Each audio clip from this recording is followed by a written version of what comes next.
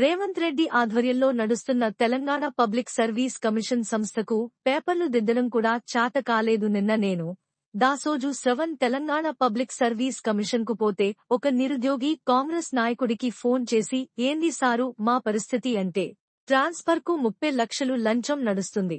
నువ్వు అడిగే deputy collector post కావాలంటే 3 కోట్లు కావాలని అడిగాడు అని చెప్పాడు బీఆర్ఎస్ నాయకుడు ఆర్ఎస్ ప్రవీణ్ కుమార్. గట్టిగా చెప్పండి.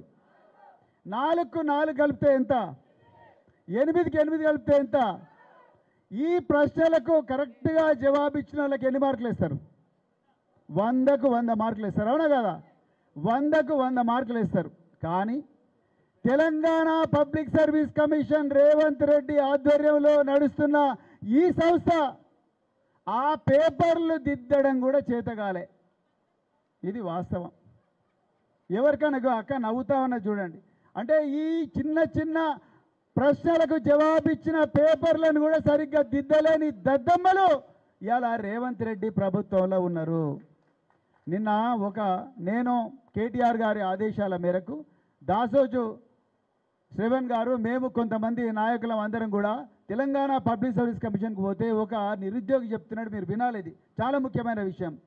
ఈయన ఒక కాంగ్రెస్ నాయకుడికి ఫోన్ చేసి ఏంది సార్ మా పరిస్థితి అంటే ఆయన అన్నాడంట, చూడయ్యా ట్రాన్స్ఫర్కు 30 లక్షలు నడుస్తున్నది రేటు ఇప్పుడు కాంగ్రెస్ ప్రభుత్వంలో. షాబాద్ నుంచి పరిగి పోవాలంటే 30 లక్షలు, షాద్ నగర్ నుంచి హైదరాబాద్ రావాలంటే 30 లక్షలు, మహబూబ్ నగర్ నుంచి గాంధీనగర్కు రావాలంటే 30 లక్షలు లంచం ఇస్తేనే ట్రాన్స్ఫర్ చేస్తాం. నువ్వు ఏకంగా డిప్యూటీ కలెక్టరు డిప్యూటీ ఎస్పీ ఉద్యోగం అడిగితే 30 లక్షలు ఎటు సరిపోతాయి? 3 కోట్లు ఇస్తేనే నీకు ఉద్యోగం ఇస్తా అన్నాడంట. బాబు నీ పేరు చెప్పండి. వద్దు సార్ నా పేరు చెప్తే ఇప్పుడు రేవంత్ రెడ్డి మక్కలు ఎరగదని నన్ను చంపేస్తాడు అన్నాడు.